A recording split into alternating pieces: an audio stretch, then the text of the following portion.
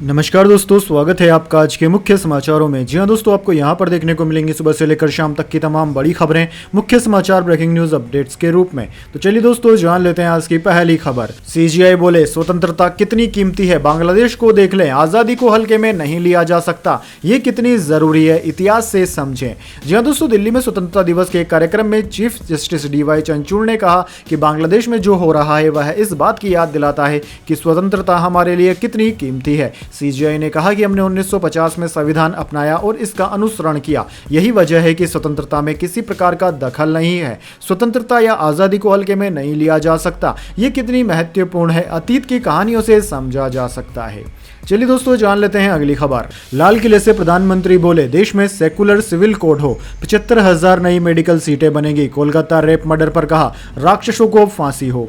जी हां दोस्तों, 78वें स्वतंत्रता दिवस पर प्रधानमंत्री मोदी ने लाल किले पर तिरंगा फहराया। अपने 103 मिनट के भाषण में प्रधानमंत्री मोदी ने कहा कि देश में अगले 5 साल में 75,000 मेडिकल सीटें बढ़ाई जाएंगी। वहीं कोलकाता रेप मर्डर पर उन्होंने कहा कि ऐसे राक्षसों को फांसी पर लटका दिया जाए। बतौर प्रधानमंत्री मोदी ने लगातार 11वीं बार लाल किले पर झंडा फहराया। उन्होंने कहा कि आजादी के बाद देशवासियों को माई बाप कल्चर से गुजरना पड़ा था। हमने गवर्नेंस के इस मॉडल को बदला है। देश में 75 सालों से कम्युनल सिविल कोड है, अब देश को सेकुलर सिविल कोड की जरूरत है। चलिए दोस्तों, जान लेते हैं अगली खबर। खोमेनी बोले इजराइल पर नरमी बरती तो खुदा का कहर होगा। सुप्रीम लीडर ने कहा कोई समझौता नहीं कर सकते, दुश्मन के मुकाबले के लिए तैयार हैं। जी हां दोस्तों, ईरान के supreme leader Ayatollah Ali Khomeini ने इजराइल से बदला न लेने पर चेतावनी जारी की है। खोमेनी ने कहा कि अगर ईरान ने किसी भी तरह से इजराइल के साथ समझौता करने की कोशिश की तो उस पर खुदा का कहर टूटेगा। 86 साल के खोमेनी ने कहा कि ईरान ने अगर सैन्य, राजनीतिक या आर्थिक किसी भी तरह से इजराइल पर नरमी बरती तो उसे सजा जरूर मिलेगी। आज कुछ सरकारें अपने देश की ताकत के बारे में सोचे बिना कुछ प्रमुख शक्तियों के आगे झुक जाती है। अगर वे अपने लोगों की ताकत का इस्तेमाल करें तो दुश्मन को कड़ा मुकाबला दे सकते हैं। चलिए दोस्तों, जान लेते हैं अगली खबर। हॉस्पिटल में तोड़फोड़ करने वाले संदिग्धों की तस्वीर हुई जारी। सीएम ममता बनर्जी बोली हमले में बीजेपी और लेफ्ट है शामिल। जी हां दोस्तों, पश्चिम बंगाल की मुख्यमंत्री ममता बनर्जी ने गुरुवार रात आरजी कर मेडिकल कॉलेज में हुई तोड़फोड़ के पीछे विपक्षी राजनीतिक दलों का हाथ होने का आरोप लगाया। ममता बनर्जी ने कहा कि वह छात्रों या डॉक्टरों को विरोध के लिए जिम्मेदार नहीं मानती है, बल्कि उन्होंने कुछ राजनीतिक दलों पर उपद्रव भड़काने का प्रयास करने का आरोप लगाया। उन्होंने कहा कि पुलिस मामले की जांच कर रही है। मुझे छात्रों या आंदोलनकारी डॉक्टरों के खिलाफ कोई शिकायत नहीं है, लेकिन कुछ राजनीतिक दल उपद्रव भड़काने की कोशिश कर रहे हैं। अगर आप वीडियो देखेंगे तो आपको पता चल जाएगा कि क्या हुआ। चलिए जान लेते हैं अगली खबर। अफगानिस्तान में तालिबान शासन के 3 साल हुए पूरे, अब तक की सबसे बड़ी मिलिट्री परेड निकाली। तालिबान झंडा लहराया, अमेरिकी हथियार फाइटर जेट्स भी दिखाई दिए।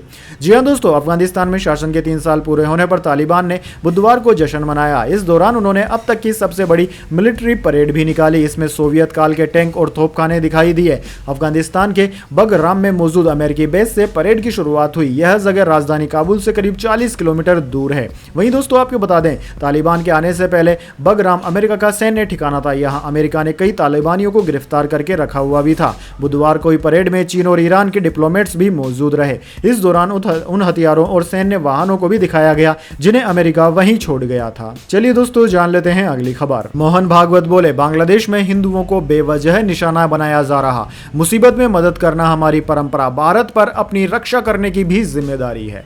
जय दोस्तों, राष्ट्रीय स्वयंसेवक संघ आरएसएस प्रमुख मोहन भागवत ने 78वें स्वतंत्रता दिवस पर नागपुर में संघ मुख्यालय पर झंडा फहराया। उन्होंने कहा कि आने वाली पीढ़ी को उस आजादी की रक्षा करनी होगी जो हमें अनगिनत लोगों के बलिदान के बाद मिली। दरअसल दोस्तों, मोहन भागवत ने बांग्लादेश संकट का जिक्र करते हुए कहा कि हमारे पड़ोसी देश में बहुत अशांति है, वहां रहने वाले हिंदू भाइयों को बिना किसी गलती के भी गर्मी सहनी पड़ रही है। भारत को अपनी रक्षा करने और स्वतंत्र रहने की जिम्मेदारी है। चलिए दोस्तों, जान लेते हैं अगली खबर।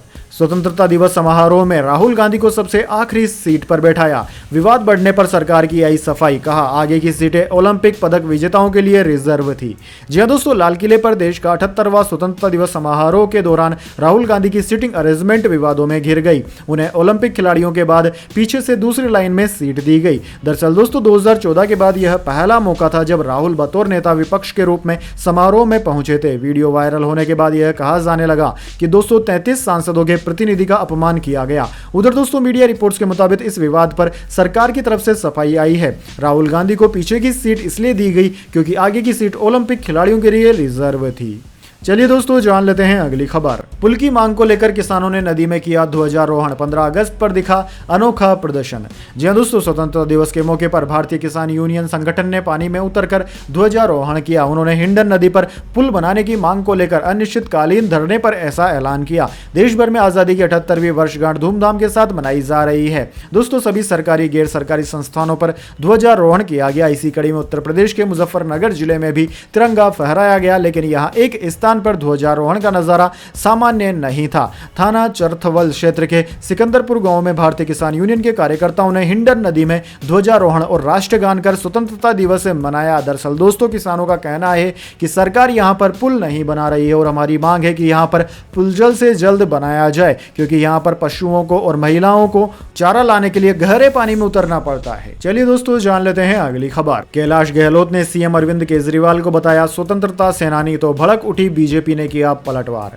जी हां दोस्तों, दिल्ली के छत्रसाल स्टेडियम में आयोजित किए गए स्वतंत्रता दिवस समारोह के दौरान मुख्यमंत्री अरविंद केजरीवाल की जगह दिल्ली सरकार के परिवहन मंत्री कैलाश गहलोत ने तिरंगा फहराकर इसे लेकर चल रहे विवाद का पटापेक्ष कर दिया। लेकिन इस समारोह के दौरान परिवहन मंत्री ने अपने संबोधन में सीएम केजरीवाल को स्वतंत्रता सेनानी बताकर एक नए विवाद को जन्म दे दिया। दरअसल दोस्तों कैलाश गहलोत ने अपने संबोधन में मुख्यमंत्री केजरीवाल और सिसोदिया के गुणगान करने के साथ ही केजरीवाल को आधुनिक युग का स्वतंत्रता सेनानी करार दिया, जिसे लेकर विपक्षी बीजेपी ने उनके साथ पूरी आम आदमी पार्टी के खिलाफ हमलावर रुख इख्तियार कर लिया है। चलिए दोस्तों जान लेते हैं अगली खबर। गगनयान एस्ट्रोनॉट्स की ट्रेनिंग, इसरो ने वीडियो शेयर किया। जीरो ग्रेविटी में योग करते दिखे। स्पेस में इंसान भेजने वाला भारत चौथा देश होगा। जी हां दोस्तों, स्वतंत्रता दिवस के मौके पर इसरो ने गगनयान मिशन के एस्ट्रोनॉट्स की ट्रेनिंग का एक वीडियो जारी किया। वीडियो में दिख रहा है कि एस्ट्रोनॉट्स को स्पेस जैसे एक सिमुलेटेड कंडीशन में ट्रेनिंग दी जा रही है। इसरो ने सोशल मीडिया प्लेटफॉर्म एक्स पर यह वीडियो शेयर किया। वीडियो में एस्ट्रोनॉट्स स्पेस मॉड्यूल के भीतर योग करते दिख रहे हैं। उन्हें अंतरिक्ष यान, जीरो ग्रेविटी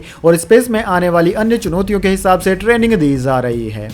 चलिए दोस्तों जान लेते हैं अगली खबर। खड़गे बोले सरकार विभाजनकारी सोच को बढ़ावा दे रही है, इसलिए बंटवारे के दिन विभाजन विभीषिका दिवस मनाती है। ये नफरत की राजनीति है। जी हां दोस्तों, कांग्रेस अध्यक्ष मल्लिकार्जुन खड़गे ने गुरुवार को पार्टी ऑफिस में तिरंगा फहराया। इस दौरान उन्होंने केंद्र सरकार पर तीखा हमला करते हुए कहा कि आज के शासक विभाजनकारी सोच को बढ़ावा दे रहे हैं। वे नफरत फैलाने के लिए विभाजन विभीषिका दिवस मना रहे हैं। खड़गे ने आरएसएस पर निशाना साधते हुए कहा कि संघ परिवार ने अपने फायदे के लिए अंग्रेजों की फूट डालो और राज करो की नीति को बढ़ावा दिया। जिन्होंने आजादी की लड़ाई नहीं लड़ी वे कांग्रेस पार्टी को सलाह देते हैं। वे बिना किसी योगदान के शहीदों में गिने जाना चाहते हैं। चलिए दोस्तों जान लेते हैं अगली खबर। कोलकाता रेप मर्डर केस, देश भर में डॉक्टरों का प्रदर्शन हुआ तेज। दिल्ली एम्स के बाहर वी वांट जस्टिस के नारे लगे। पीड़ित के घर सीबीआई पहुंची। जी हां दोस्तों, कोलकाता के आरजी कर मेडिकल कॉलेज में ट्रेनी डॉक्टर की रेप के बाद हत्या के विरोध में देश भर में प्रदर्शन तेज हो गए। दिल्ली एम्स के बाहर गुरुवार को सैकड़ों छात्रों ने वी वांट जस्टिस के नारे लगाए। वहीं दोस्तों सीबीआई की 5 सदस्यीय टीम पीड़िता के घर पहुंची और लड़की के माता पिता से मुलाकात की। इसके बाद मेडिकल कॉलेज के 5 डॉक्टरों और कुछ कर्मचारियों से भी पूछताछ की गई। उधर दोस्तों सीएम ममता बनर्जी ने कहा कि मेडिकल कॉलेज में लेफ्ट और बीजेपी कार्यकर्ताओं ने साथ मिलकर हमला किया। इसमें छात्रों की कोई भूमिका नहीं है। मैं कल दोषी को फांसी की सजा की मांग को लेकर रैली निकालूंगी। चलिए जान लेते हैं अगली खबर। बीएसएनएल यूजर्स को मिली हाई स्पीड इंटरनेट की सुविधा। दिसंबर 2025 तक कंपनी शुरू करेगी 5G सर्विस।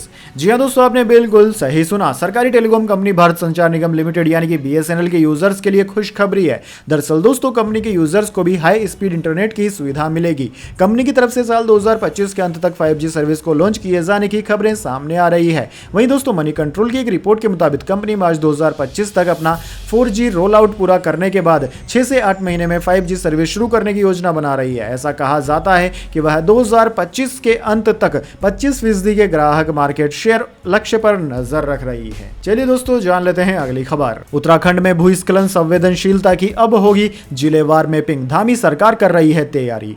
जी हां दोस्तों, उत्तराखंड में भूस्खलन की संवेदनशीलता की जिलेवार मैपिंग की तैयारी शुरू होना एक महत्वपूर्ण कदम है जो राज्य में भूस्खलन के खतरों को कम करने और लोगों की सुरक्षा सुनिश्चित करने में मदद करेगा। दरअसल दोस्तों इस पहल के तहत मुख्य सचिव राधा रतूड़ी ने राज्य में भूस्खलन की सूचनाओं के डेटाबेस के निर्माण, भूस्खलन के खतरों व जोखिमों के आकलन और भूस्खलनों के स्थानीय परीक्षण को प्रभावी बनाने के निर्देश दिए हैं।